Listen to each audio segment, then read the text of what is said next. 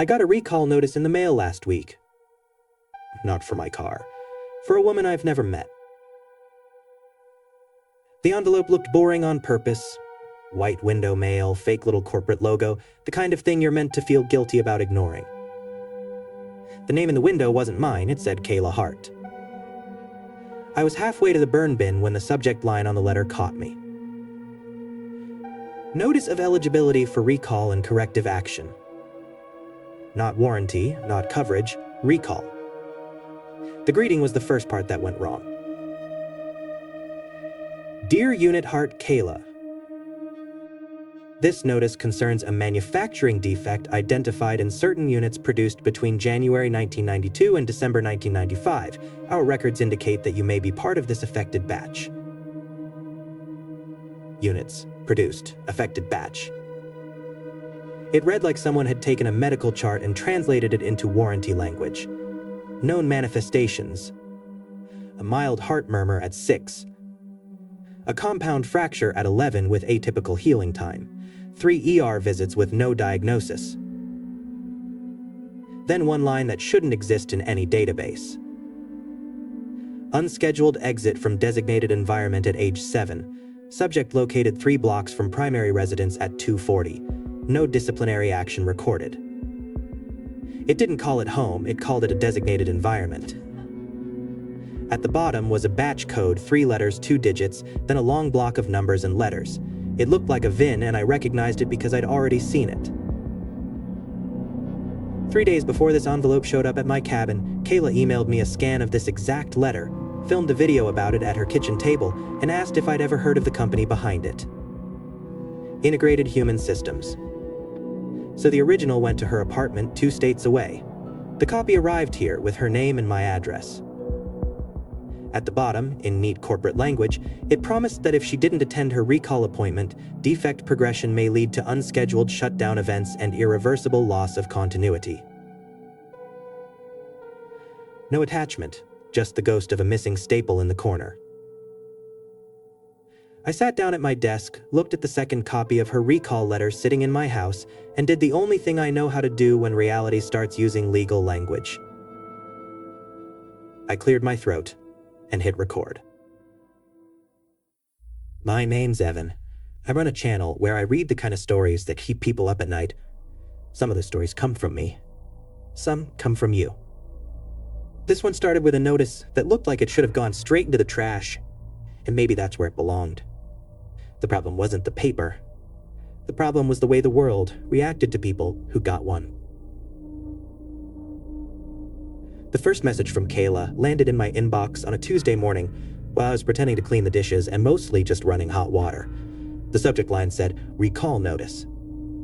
At first I thought it was someone asking me to boost a product safety thing, like, "Hey, my dark roast kettle explodes. Please tell your viewers not to buy it." Kayla had included a short paragraph before the scans. Some context before you read this. I'm not crazy. I'm tired. I'm sick of doctors shrugging at me and specialists billing my insurance into the ground. I'm not the kind of person who looks for patterns that aren't there. I got this letter last week. I thought it was a joke. Then I remembered something I never told anyone. Then my neighbor got one, and hers said something it shouldn't have known either. She went on, spelling out the personal details that lined up with the bullet points in the letter. The heart murmur, the broken arm, the cluster of emergency visits in one bad year. I watched her video twice. In the first take, she held the letter up and laughed in short, brittle bursts. In the second, she didn't laugh at all. She pointed out the same line that had snagged my eyes. Unscheduled exit from designated environment at age 7. When she'd been 7, Kayla had run away. She lived in a boxy split level in a quiet suburb, the kind of street where every house had 2 trees in the yard, and everyone pretended the garages weren't full of things they'd never use again. She'd taken a backpack and one of those camping flashlights with a cracked lens and walked 3 blocks until everything felt wrong. She remembered standing outside a house that shouldn't have been on her street, watching a window with no curtains and no light. Her parents had found her standing there in her pajamas and slippers. They hadn't called the police. They hadn't filed a report. Her father had told her that if she ever did that again, he'd ground her from the television for a month. The way she told the story, the threat had scared her more than the walk. The letter didn't reference her parents. It didn't reference a city. It called her home a designated environment and flagged her leaving it as a defect event. I wanted it to be a mistake. I wanted to believe some underpaid database tech had scraped a collection of hospital notes and accident reports, wrapped it in some dystopian branding, and shoved it into the nearest outbound mail dump. I could even imagine a marketing team convincing themselves that recall language made health outreach sound reassuring. Then the second email arrived from a man in another state with a different recall notice attached. Then a third, from someone outside the country whose letter came in a different language but the same layout. The names and dates changed. The logo stayed the same. Integrated Human Systems. 3 words so generic they managed to mean nothing and everything at the same time. I ran the name through every search engine I could stomach without sinking the rest of my day. Business registries, old filings, cached versions of dead websites. The only similar entity I could find had dissolved years ago and had been listed as a vendor for industrial refrigeration. Nothing to do with health, nothing to do with people. Whoever was sending these notices wasn't attached to a normal company. The small print at the bottom of each page directed recipients to schedule service by calling a number or visiting a website. The number connected to a phone tree that sounded real enough on the first pass. A calm, recorded voice thanked you for choosing Integrated Human Systems and assured you that your call might be recorded for quality improvement. The menu offered 4 options. 1 for scheduling, 2 for questions, 3 for urgent recall events, 4 for operator assistance. No matter what you pressed, the system walked you through 2 or 3 sub-menus and then hung up. The website listed in the letter didn't exist the first few times I tried to load it. I got generic errors, the kind you see when a hosting plan expires and no one bothers to put up a landing page. Then, one night around midnight, the URL resolved to a login prompt. Username, batch code. I didn't have a batch code of my own. Kayla did. I didn't ask her to try it, even if it worked. I'd have had no way to prove whether the site was harmless or dangerous. The situation was already crawling up the base of my skull without dragging malware into my listeners' machines. So I did what I usually do when I run into something I don't understand. I asked for more information. I made a post, mentioned the recall letters by name, and requested that anyone who'd received one send scans with identifying information blacked out. For 2 days, nothing happened. Then someone shared the post in a forum where strange things go to be laughed at and picked apart. That's when the other batch codes started to hit my inbox. An older man in his 50s with a history of minor brain bleeds and migraines. His letter listed known manifestations that matched those incidents, then added an event that had never been written down anywhere as far as he knew. He'd nearly drowned when he was 13. No hospital visit, no ambulance. He'd coughed it out on the shore while his friends paced in the sand and argued about whether to tell his parents. The letter pegged it as an extended submersion incident at 13 years, 8 months, 12 days, classified as glitch in stress response. A woman in her 30s with a long history of sleepwalking. Her letter broke the habit down into a neutral phrase. Nocturnal, unscheduled mobility events. She'd woken up in the hallway, at the front door with her hand on the deadbolt, once on the porch. The letter knew the number of episodes by year. On one page after another, Integrated Human Systems lined up the mess of a human life and labeled each fracture, scar, and coping mechanism as a defect. The letters weren't equal. Some carried a mild tone, a kind of, oh, by the way, you may qualify for corrective service, here's a coupon for your own body. Others were tagged as final notice. Those ones carried a harsher line just before the sign-off. Defect progression has reached a critical threshold. Continued operation without intervention may result in unscheduled shutdown events and loss of continuity. If you've already scheduled service, you may disregard this notice. In every case where someone wrote to me because they'd received a final notice, their life had already started to rotate around near misses. Kayla wrote again a week after the first letter. I didn't sign up for anything. I didn't put my name on any list. I didn't call the number or touch the website. I put the letter in my junk drawer and told myself it was a prank. Since then, it's like the universe has been trying to kill me in ways that feel like a bored kid playing a rigged game. She sent a list. She'd nearly been hit by a delivery truck that mounted the curb and scraped the parking meter while she crossed a side street, even though the light had been in her favor, and the driver had no excuse, except that they'd zoned out. A gas leak had forced her building to evacuate, but the leak had been in the empty unit under hers and had somehow burned hottest under her floor.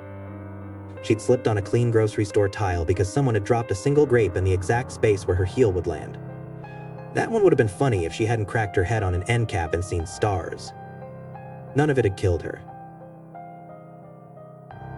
The letter didn't count hospital visits as successful outcomes. It talked about unscheduled shutdown events. That phrase played in my head for days. It sounded like something a technician would write about a server that likes to crash under moderate load.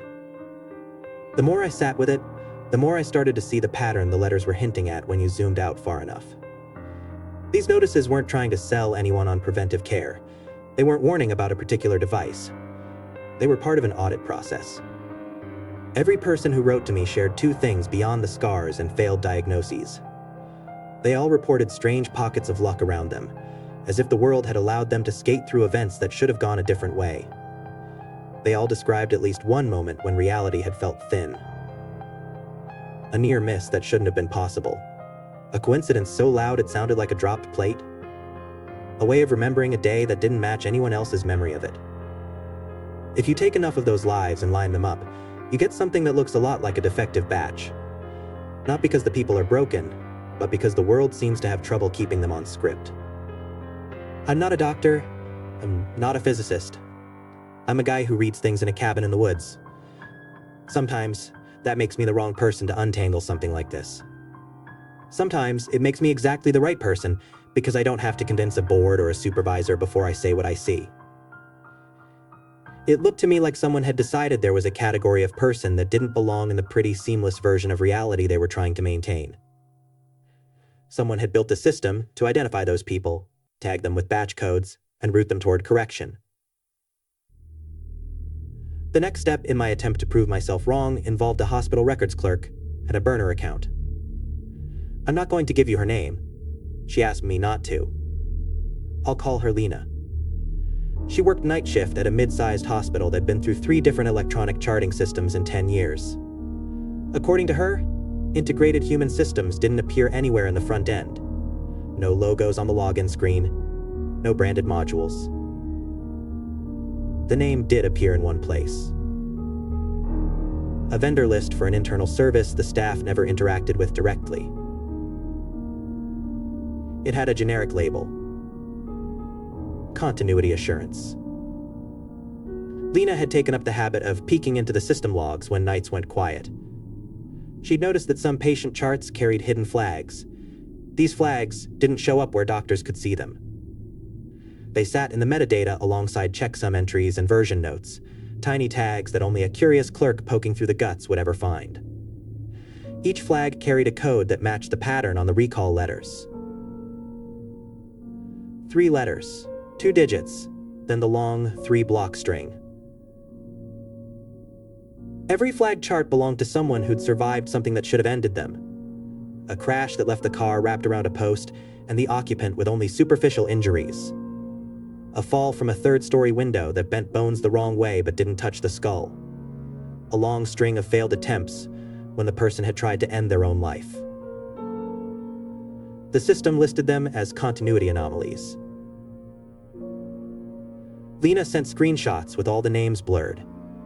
In one, you could see a ticket open that'd been filled out by no one, assigned to no department, attached to a batch code that didn't match any device in the hospital. The same batch code that belonged on the notice in my desk drawer. Kayla wrote one more time. She'd received a second letter, stamped with bold red ink that bled a little on the cheap paper. Final notice. This one didn't mention eligibility. It assumed compliance. Your corrective service appointment is now available. Please arrive at the designated facility with your recall letter, any medical records in your possession, and a list of all known anomaly events. If you've recently experienced unscheduled shutdown events, please bring witnesses when possible. The designated facility listed on Kayla's letter was a medical plaza she'd never visited. When she searched the address, it came up as an imaging center that closed during the previous year and never reopened. She didn't go. The near misses continued. She started hearing a faint mechanical hum in places where there shouldn't have been any machinery. Grocery stores, bus stops, the middle of her apartment at night. Not loud, not constant, just enough to set her teeth on edge. The way she described it, it sounded like a server room you could feel through a wall. She recorded one more video. In it, she looked tired rather than scared. She sat at her table with the letters laid out in front of her, eyes ringed with just enough shadow to tell the story even if she said nothing. I'm not going. Whatever this is, it can send me all the paperwork it wants. I'm not walking into that. I've spent enough time being a case file. If they want me back, they can pry me out of my life themselves. She slid one letter aside and tapped the first line of the original. Dear Unit Hart Kayla, At least they got the order right. she said and shut off the camera. That was the last message I received from her. I wish I could tell you that nothing happened after that this was all a strange burst of coordinated phishing or a badly thought out health campaign that never made it out of its test market. I wish I could tell you I put the letter back in the envelope and forgot about it. Instead, I started watching the news. I didn't know Kayla's last known address, only her city. I watched local feeds for anything that might hint at an accident, a house fire, a sudden unexplained death in a neighborhood that looked like hers. I never saw her name. I did see a steady trickle of headlines that sounded like minor script corrections. Gas leak injures 3, no one killed. Delivery truck mounts curb, driver treated for shock. Grocery store fall sends woman to emergency room, discharged same day. Each incident had the flavor of a failing process folding in on itself and trying to cover the seams. I'd have kept trying to talk myself out of it if not for the second envelope that arrived at my cabin. The return logo matched the first. The window showed my address and my name in neat machine print. For a while, I just stared at it on the kitchen counter. I told myself it was a coincidence. The first letter addressed to Kayla could have been misrouted from a stack. Some automated system could have decided to send one to the current occupant of record. People get junk mail at new addresses that used to belong to 15 other families all the time. I opened it because not opening it wouldn't make it go away. The new letter used the same template with minor changes. Dear Unit Whitlock Evan, this notice concerns a manufacturing defect identified in certain units produced between March of 1987 and February of 1990. Our records indicate that you may be part of this affected batch. You may be eligible for recall and corrective action at no cost to you. Know that when I say I'm not special, I mean it. I'm not the chosen one in any story, including this one. I have had my share of strange days. The difference is that I talk about them into a microphone where other people can hear them. I'm not the only person who's ever watched reality wobble.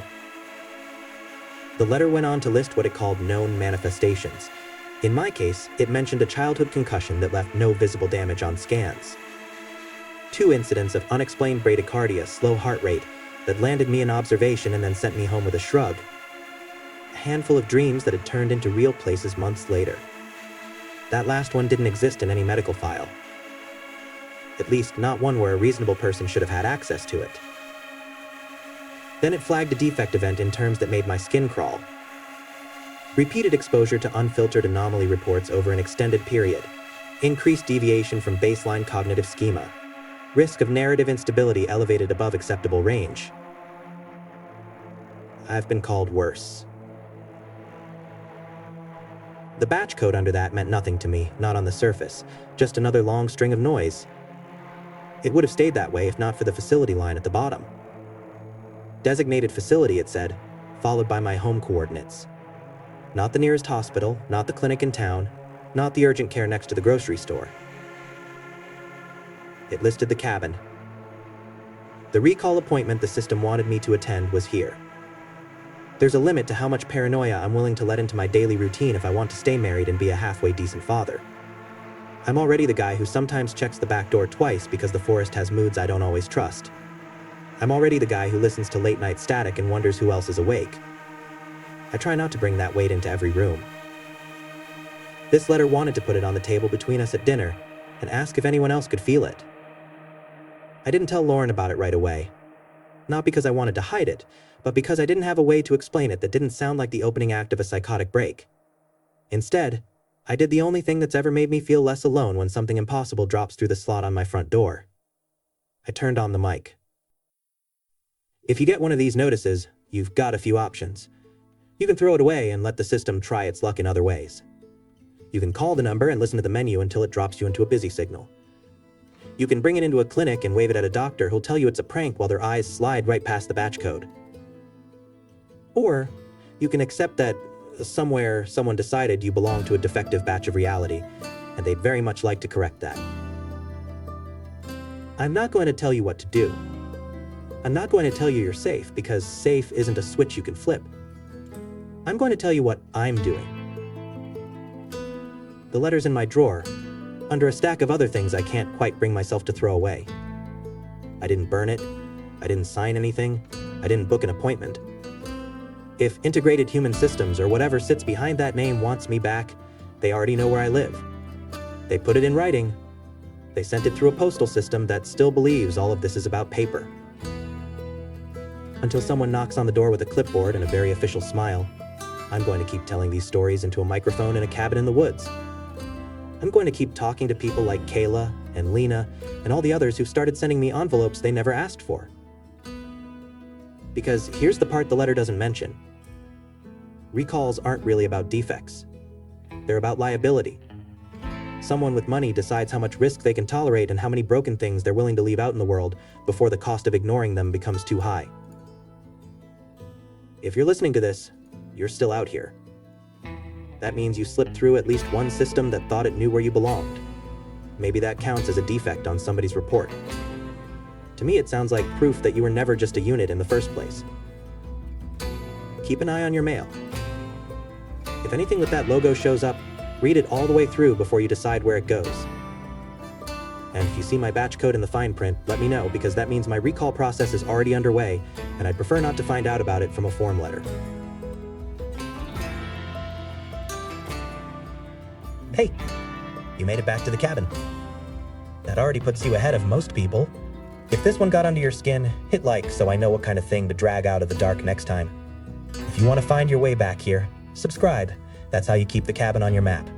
Tell me in the comments where you had to pause or turn the volume down. That's how I know where the thing really grabbed you. And if you've got a friend who swears they don't scare easy, share this with them. See if they still say that after tonight. For now, lights are on, the door's unlocked, and you know the way back.